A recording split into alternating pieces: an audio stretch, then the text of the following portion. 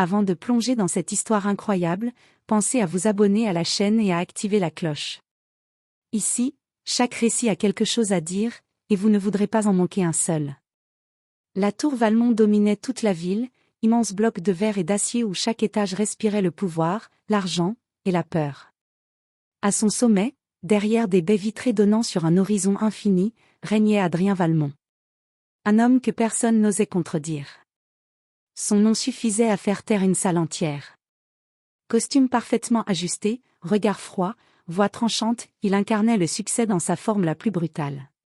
Ceux qui travaillaient pour lui le respectaient, ou le redoutaient. Parfois les deux. Dans cette entreprise, il y avait une règle non écrite. Être utile, ou disparaître. Et certaines personnes, aux yeux du PDG, n'avaient aucune utilité. Chaque matin, avant même l'arrivée des cadres supérieurs, une silhouette discrète parcourait les couloirs silencieux du 32e étage. Un seau. Un chiffon. Des gestes précis. Lina. Elle connaissait les lieux mieux que quiconque. Les bureaux, les habitudes, les conversations qu'on croyait privées, les secrets laissés derrière des portes mal fermées. Elle travaillait sans bruit, sans attirer l'attention. Parce que dans ce monde-là, être invisible était une protection. Mais Lina n'était pas ce qu'elle semblait être. Ses yeux ne se contentaient pas de regarder la poussière sur les bureaux. Ils observaient les écrans laissés allumés, les graphiques abandonnés, les réunions oubliées sur des tableaux remplis de chiffres. Elle comprenait tout. Les stratégies. Les erreurs. Les décisions absurdes. Parfois, elle s'arrêtait quelques secondes devant un tableau, analysant en silence ce que des experts mettaient des semaines à produire.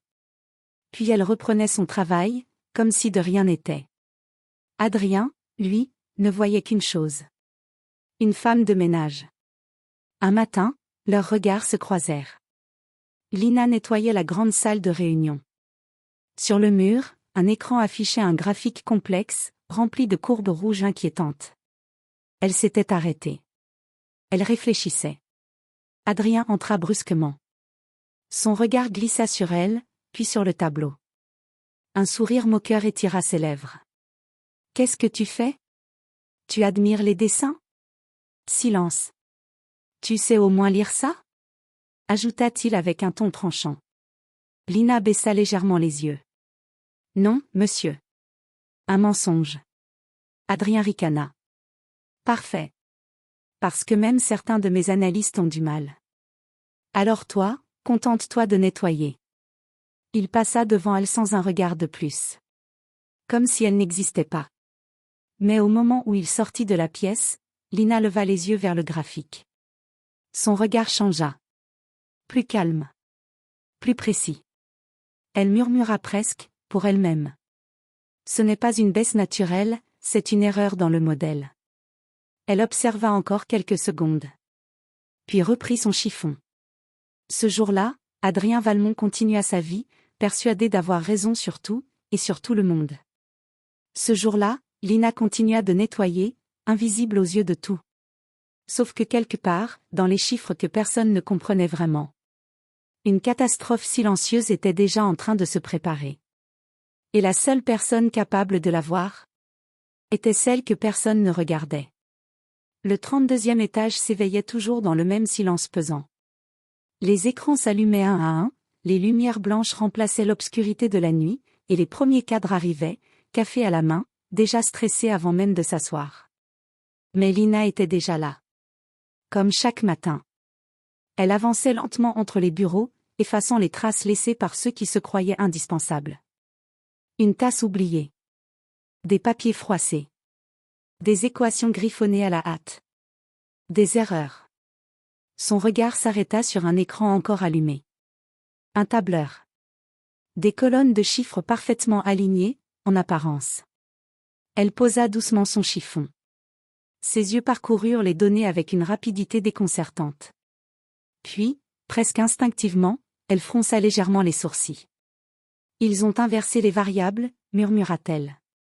Un détail. Mais ce détail changeait tout. Les prévisions de croissance étaient fausses. Complètement fausses. Et si personne ne s'en rendait compte ? les pertes seraient catastrophiques.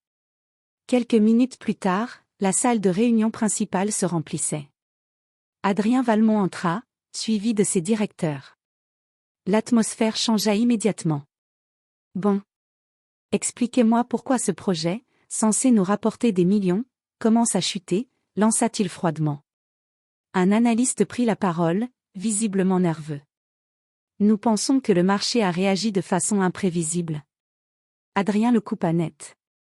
Le marché n'est jamais imprévisible. Les gens le sont. Et vous êtes censé les comprendre. Silence. Personne n'osa répondre. Derrière la porte entr'ouverte, Lina nettoyait lentement le couloir. Mais elle écoutait. Chaque mot. Chaque explication. Et plus elle entendait, plus elle comprenait que personne dans cette salle ne voyait le vrai problème. Elle serra légèrement son chiffon. Elle connaissait la réponse. Mais dans ce monde, une femme de ménage ne parle pas.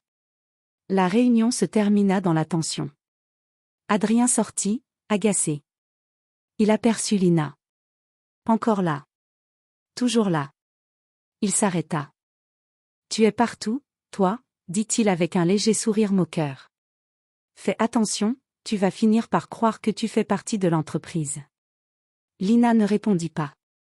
Enfin, ajouta-t-il en haussant les épaules, chacun à sa place. Il s'éloigna. Quelques instants plus tard, Lina entra dans la salle vide. Le tableau était encore allumé. Les graphiques défilaient lentement. Elle s'approcha. Regarda. Analysa. Puis, sans réfléchir, elle prit un marqueur. Et écrivit une seule ligne sur le tableau. Erreur dans le modèle de prévision, variables inversées. Elle hésita. Son regard se posa sur la porte. Puis elle effaça rapidement. Comme si ce geste n'avait jamais existé. Mais cette fois, quelqu'un avait vu. À travers la vitre teintée du couloir, une silhouette s'était arrêtée. Adrien. Il n'avait pas tout entendu. Mais il avait vu une chose étrange. Une femme de ménage, corriger un tableau que même ses experts n'arrivaient pas à comprendre. Son regard changea légèrement. Pas encore du respect. Non. Mais quelque chose d'autre. Du doute. Et pour la première fois, Adrien Valmont se demanda s'il n'avait pas sous-estimé quelqu'un. Gravement. Le lendemain matin, l'entreprise ne ressemblait plus à une simple tour de bureau. C'était une salle de guerre. Les écrans géants affichaient des courbes rouges qui plongeaient dangereusement. Les analystes parlaient tous en même temps. Les directeurs tentaient de comprendre l'incompréhensible. Et au centre de tout cela, Adrien Valmont ne bougeait pas. Silencieux. Mais son regard était plus dur que jamais. Expliquez-moi encore une fois, dit-il calmement. Comment on peut perdre autant en si peu de temps sans raison claire? Personne ne répondit immédiatement. Puis un responsable financier avala difficilement sa salive. Les modèles prédictifs indiquent une chute imprévue des investissements. Adrien frappa la table. Je ne veux pas des modèles. Je veux des faits. Le silence tomba comme une lame. Pendant ce temps, dans les couloirs, Lina poussait son chariot sans attirer l'attention. Mais aujourd'hui, quelque chose était différent. Des agents de sécurité passaient plus souvent. Des cadres chuchotaient en urgence. Et elle comprenait déjà pourquoi. La crise avait commencé. Exactement comme elle l'avait prévu. Elle s'arrêta devant une salle vitrée. À l'intérieur, les experts tentaient de recalculer les projections. Lina observa quelques secondes. Puis elle murmura. Il cherche la solution dans le mauvais modèle. Elle serra légèrement son chiffon. Elle savait ce qu'il fallait faire. Mais elle savait aussi autre chose. Personne ne l'écouterait. Dans la salle de réunion, Adrien faisait les 100 pas. Nous avons investi des millions dans ce projet. Des millions. Il se tourna brusquement vers son équipe. Et vous me dites maintenant que tout s'effondre sans explication? Un jeune analyste tenta de parler. Il pourrait y avoir une erreur dans les paramètres initiaux? Adrien le fixa. Une erreur? Le mot claqua comme une insulte. Vous avez construit tout un système sur une erreur? Personne ne répondit. C'est à ce moment-là que Lina entra dans la salle. Pas pour parler. Juste pour nettoyer le plateau de café laissé la veille. Mais sa présence fit légèrement tourner les têtes. Adrien la remarqua immédiatement. « Toi » dit-il sèchement. Lina s'arrêta. « Tu comprends quelque chose à tout ce désordre ?» Quelques regards se croisèrent, gênés. C'était humiliant. Mais Lina resta calme. « Non, monsieur. » Un mensonge encore. Adrien sourit légèrement. « Bien. Parce que même ceux qui comprennent sont incapables de réparer ça. » Il se rassit. Mais alors que la réunion continuait, Lina resta près de la porte. Et elle entendit une phrase. Une seule. Les données d'entrée semblent incohérentes depuis 3 semaines. Ses yeux se figèrent. 3 semaines. Exactement le moment où elle avait remarqué l'erreur. Plus tard, dans un couloir vide, elle sortit discrètement un petit carnet. Elle y avait noté des chiffres, des tendances, des anomalies. Des choses que personne ne prenait la peine de regarder. Elle tourna quelques pages. Puis s'arrêta. Ils ont modifié la variable d'investissement étranger, volontairement ou par négligence. Elle referma le carnet. Son regard se durcit. Ce n'était plus une simple erreur. Soudain, une voix derrière elle la fit sursauter. « Tu notes des choses intéressantes. » Lina se retourna. Adrien. Il l'observait, bras croisés. Il n'avait pas l'air en colère. Mais il n'avait pas l'air rassuré non plus. « Montre-moi ce carnet, » dit-il. Silence. Pour la première fois. Lina hésita vraiment. Le silence dans le couloir semblait plus lourd que d'habitude. Lina tenait toujours son carnet contre elle. Adrien était face à elle. Immobilisé. Son regard alternait entre son visage et le carnet qu'elle cachait légèrement derrière son bras. « Je t'ai demandé de me le montrer », dit-il plus lentement cette fois. Ce n'était plus un ordre. C'était une pression. Lina inspira doucement. Elle savait que ce moment allait arriver. Elle savait aussi que, peu importe ce qu'elle dirait, sa position resterait la même dans l'entreprise. Invisible. Remplaçable. Ignorée. Elle ouvrit lentement son carnet. Des pages remplies de chiffres. Des notes manuscrites. Des corrections sur des modèles financiers que même les équipes d'analystes n'avaient pas détectés. Adrien feuilleta sans un mot. Son expression changeait légèrement. Au début, scepticisme. Puis, confusion. Puis, attention. « D'où viennent ces données ?» demanda-t-il finalement. Lina répondit calmement. Des rapports internes. Et des incohérences dans les projections du projet Atlas. Le nom fit immédiatement réagir Adrien. Atlas. Le projet le plus important de l'année. Celui censé propulser l'entreprise à un niveau mondial. Celui qui, en ce moment même, était en train de s'effondrer. Adrien referma le carnet. Tu es en train de me dire que tu as trouvé une erreur que mes équipes n'ont pas vue ? Un léger silence. Puis Lina. Je dis que le modèle est instable depuis le début. Un rire bref échappa à un cadre derrière eux. Un rire nerveux. Avec tout le respect, c'est une femme de ménage. La phrase tomba dans l'air comme une évidence.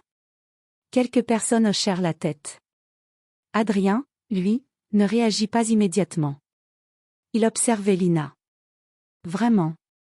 Explique, dit-il enfin. Un mot simple. Mais dans sa bouche, c'était presque inédit. Lina hésita une fraction de seconde. Puis elle s'avança vers le tableau de la salle. Elle prit un marqueur. Et sans attendre la permission de personne, elle commença à écrire. Vous avez inversé 2 variables dans votre modèle de risque. Elle traça une équation simplifiée. Les analystes échangèrent des regards. Si la variable d'investissement étranger est corrélée négativement avec la croissance interne, alors vos projections deviennent totalement fausses. Elle s'arrêta. Tourna légèrement la tête. Et c'est exactement ce que montrent vos données depuis 3 semaines. Un silence total. Même les cadres les plus arrogants ne parlaient plus. Adrien s'approcha lentement du tableau. Il regarda les calculs. Longtemps. Trop longtemps pour quelqu'un qui se moquait encore des gens quelques heures plus tôt. Finalement, il murmura. Si c'est vrai, alors on ne perd pas de l'argent. Il se tourna vers elle. On est en train de s'effondrer de l'intérieur. Lina ne répondit pas. Elle se contenta de baisser légèrement le marqueur. Et pour la première fois depuis longtemps dans cette entreprise, Adrien Valmont ne se sentit pas supérieur. Il se sentit en danger. La salle de réunion était devenue étrangement silencieuse. Plus aucun rire.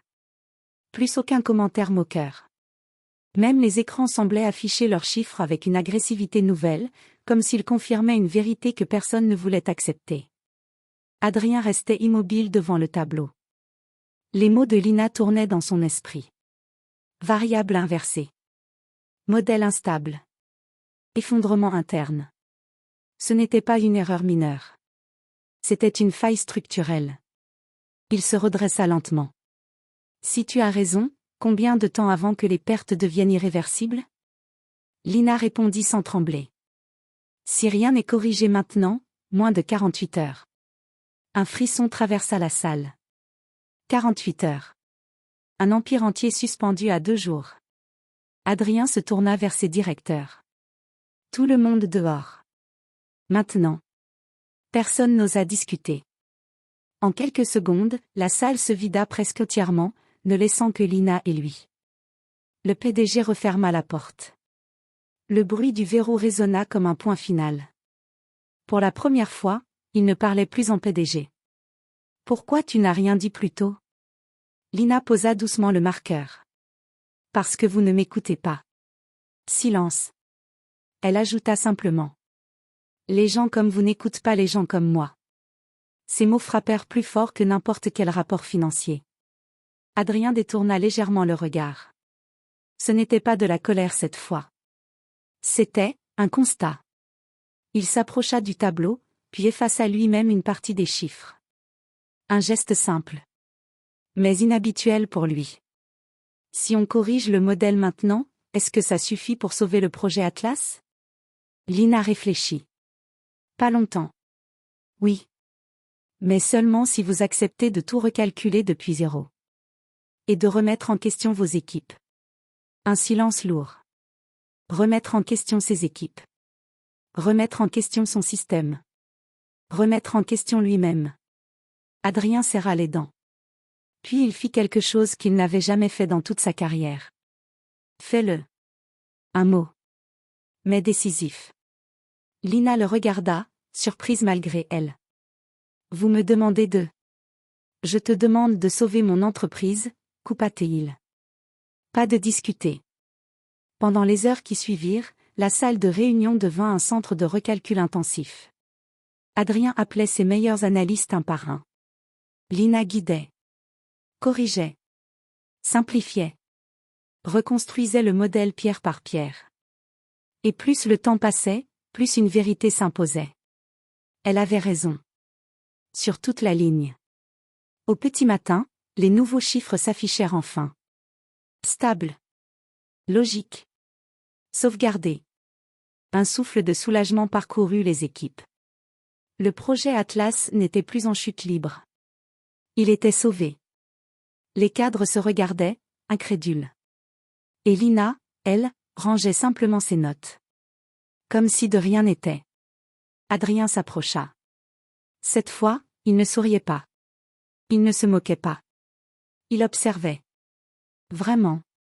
Tu pourrais travailler ici comme analyste de haut niveau, dit-il lentement. Lina referma son carnet. Je travaille déjà ici. Non, répondit-il. Je veux dire, vraiment. Un silence passa. Puis Lina répondit. Aujourd'hui, vous m'avez vu parce que vous aviez besoin de moi. Elle croisa son regard. Demain, vous m'oublierez encore si je reprends un balai. Ces mots restèrent suspendus dans l'air. Adrien ne répondit pas immédiatement. Parce qu'au fond, il savait qu'elle avait raison. Alors il fit quelque chose d'encore plus inattendu. Ça ne dépend plus de moi. Il fit un signe vers la porte. À partir de maintenant, ça dépend de toi. Lina resta immobile une seconde. Puis elle sortit de la salle. Silencieuse. Comme toujours. Mais cette fois, plus invisible. Et derrière elle, pour la première fois de sa vie, Adrien Valmont comprit qu'un empire ne tombe pas toujours à cause de ses ennemis. Parfois, il est sauvé par ceux qu'on a trop longtemps ignorés.